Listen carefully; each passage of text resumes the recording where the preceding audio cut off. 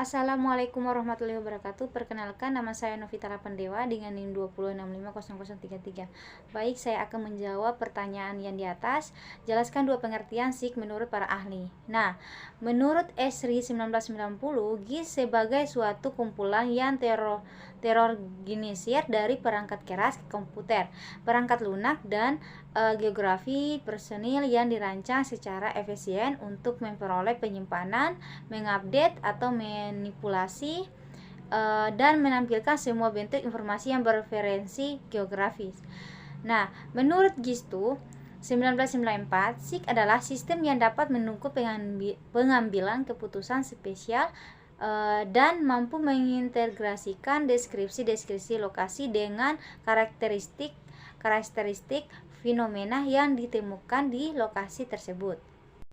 Oke, baik. Pertanyaan kedua, di sini saya pertama software itu perangkat lunak yang digunakan untuk melakukan proses penyimpanan, menganalisa atau memvisualkan data-data baik data spesial maupun non spesial. Aplikasi untuk memasukkan data, memanipulasi data SIG, database, atau aplikasi untuk menganalisis data-data. Hardware ini ada perangkat keras. Perangkat keras SIG adalah perangkat fisik yang merupakan bagian dari sistem komputer yang mendukung analisis program dan pemetaan.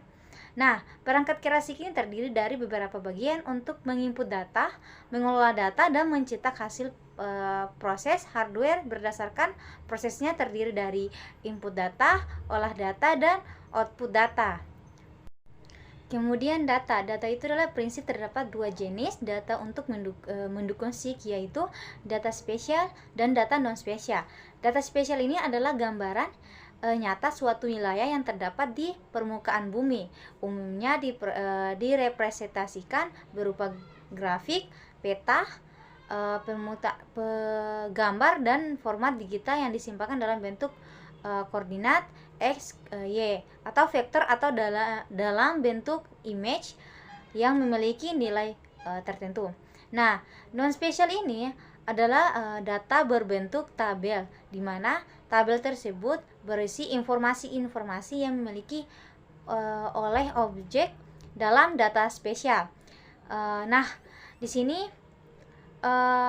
perbedaannya, kenapa harus ada data non spesial? Karena ini berbentuk tabel, sedangkan yang data spesial dia itu kayak digambar atau di aplikasi.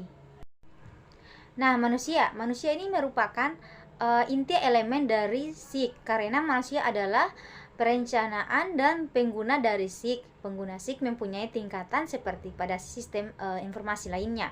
Nah, metode ini metode layers over layer yang digunakan dalam SIG akan berbeda untuk setiap permasalahan SIG yang baik, tergantung pada aspek desain atau aspek realnya.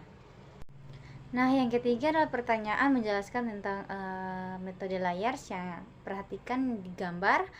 Nah, di gambar ini ada metode layers yang dimana ada gambar yang dimana ada desainnya. Yang pertama,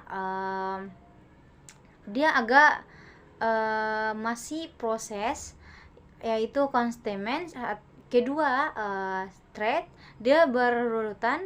Yang terakhir ada real world, yang dimana peta yang kita desain sudah jadi. Ada pertama itu ada rumah, gedung, atau sekolah, ada jalan, atau ada pohon-pohon.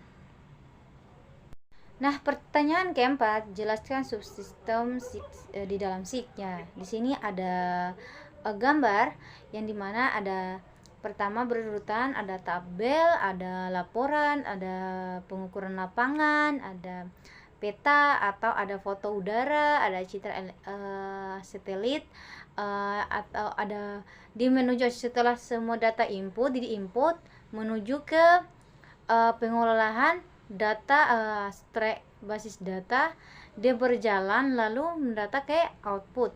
Nah, output ini akan memunculkan ada tabel, peta, laporan, dan soft copy. Pertanyaan kelima yaitu jelaskan manfaat SIK dalam manajemen tata guna lahan.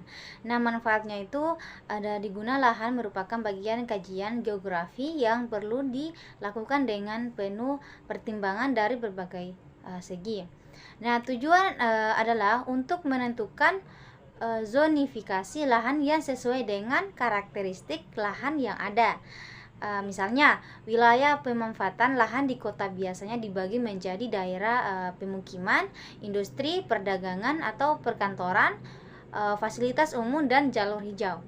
SIK dapat membantu membuat perencanaan masing-masing wilayah tersebut dan hasilnya dapat digunakan sebagai acuan untuk membangun utilitas yang diperlukan. Oke, pertanyaan terakhir yaitu 6, jelaskan manfaat SIK dalam pemetaan kota. Nah, kota ini jaringan jalur transportasi, jalan, penyelamatan, retur kendaraan, penjadwalan dan kendaraan, analisa lokasi dan lain-lain. Manajemen fasilitas, penampang pipa dan kabel bawah tanah, laut, bleaching, jaringan listrik, perencanaan perawatan, fasilitas dan lain-lain.